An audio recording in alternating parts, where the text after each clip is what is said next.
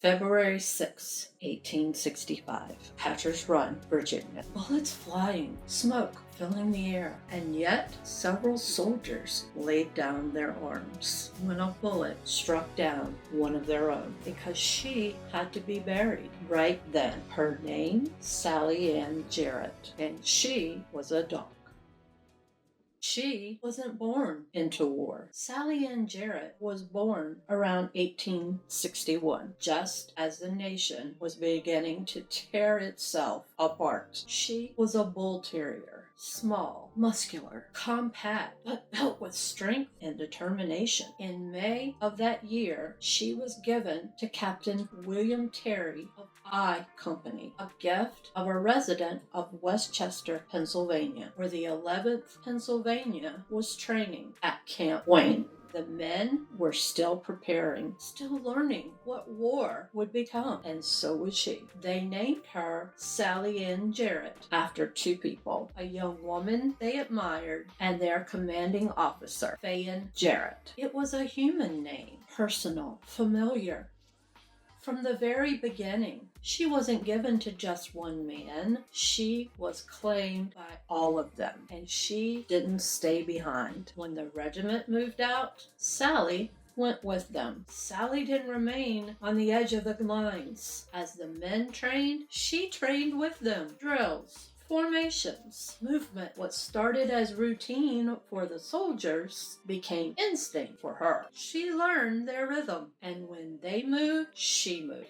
When they stopped, she stopped. And when they lined up, Sallie took her place. Not wandering, not distracted, present, watching. As the regiment prepared for war, she became part of it. And when the training ended, they marched into something none of them could fully understand. Miles on the road, heat, cold, dust, noise, men adjusting to the weight of what was coming. And through all of it, Sallie kept pace. She didn't lag behind. She didn't need to be called. She followed day after day, step by step. And somewhere along that road, she stopped being a mascot and became something else, part of the regiment. Camp life was where Sallie became theirs, not just in name, but in routine. When the men settled in, she settled in. She moved through camp freely, from tent to tent, never straying far from the regiment. But there was something different about her. She wasn't just friendly, she was selective.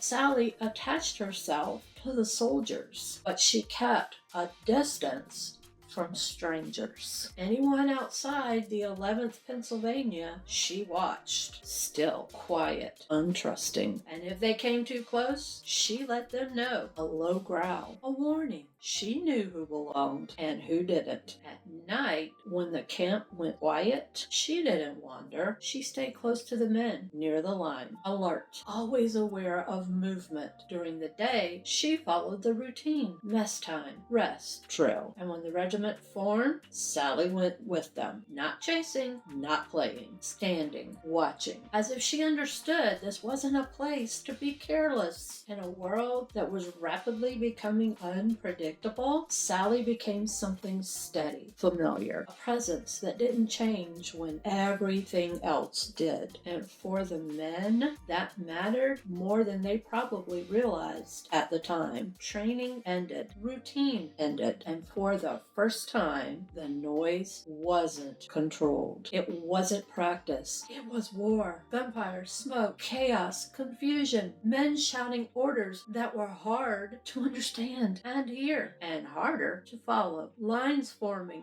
then breaking, and in the middle of it, Sallie didn't run. She stayed. Where the regiment went, she went. Through Cedar Mountain, through Second Bull Run, through Antietam, Fredericksburg, Chancellorsville, Gettysburg, the Wilderness, Petersburg. Not once, not by accident, but over and over again as the war stretched on. Witnesses describe her during battle. Not frantic, not panic, but focused, watching, moving when they moved, stopping when they stopped, as if the same instincts that had carried dogs through every uncertain moment before were now being called on again. This wasn't camp anymore. This wasn't routine. This was something else entirely. And still, she didn't leave. Through the noise, through the smoke, through the fear that every man felt, Sallie remained, because she didn't understand the battle, but she did understand the men, and that was enough.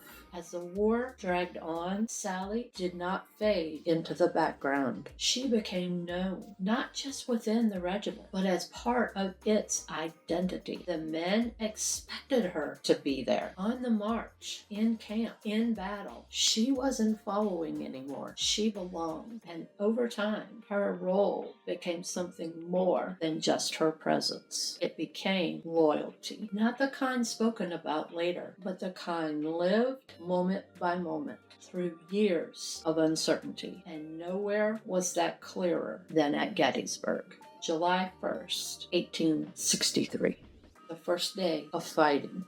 The Union line broke. The regiment was forced to retreat, pulling back to Cemetery Hill. In the chaos, Sallie was lost, separated, gone. Men believed she had been killed, left behind in the fighting. But she hadn't run. She hadn't followed. She had stayed. Back on Oak Ridge, where the 11th had made its stand, Sallie had remained. Among the wounded, among the dead. Days later, they found her, still there, guarding them, not moving, not leaving, because she didn't understand retreat. She didn't understand strategy. She understood one thing: they were hers, and she stayed. The war didn't spare her. At the Battle of Spotsylvania Courthouse in 1864, Sallie was hit. A bullet struck her in the neck, but she survived. The surgeon treated her, but the ball couldn't be removed. It stayed there for a time until eventually her body forced it out. And still, she remained with them through the final year of the war, through exhaustion, through loss, everything the regiment had endured until February 6, 1865. Hatcher's Run, bullets flying, smoke in the air, and then a shot. This time it struck her, and this time she didn't get back up.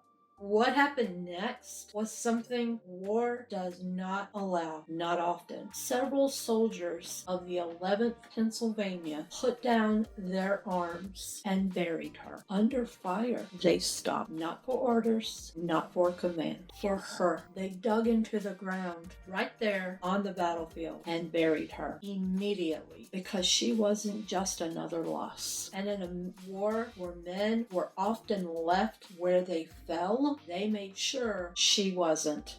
The war ended not long after, but Sallie didn't disappear from their story. Years later, the survivors came back to remember, to mark what had happened. And in 1890, they erected a monument at Gettysburg battlefield, a granite pedestal, a bronze figure of a soldier above, and at the base, Sallie, cast in bronze, placed at the front, not behind them, not beside them, but with them, in the position she had always held, watching, guarding, present, a permanent reminder of the dog who stayed. She didn't write history. She didn't choose a side. She didn't understand the war. She stayed. Through marches, through battles, through years that broke men, she remained. Not because she was told to, but because she belonged. And when it ended, they didn't remember her as a mascot. They remembered her as one of their own. Because in the middle of the division, in the middle of the war, in the middle of everything that tried to pull them apart, that bond did not break. It couldn't, because as this nation fought itself, they were never alone, because then, as now, we were a pack. In next week's episode, we're back to history. The history of America during the Civil War, Reconstruction, and the expansion thereafter, covering the rest of the 1860s. This is America 250, The Dogs. This has been Episode 7.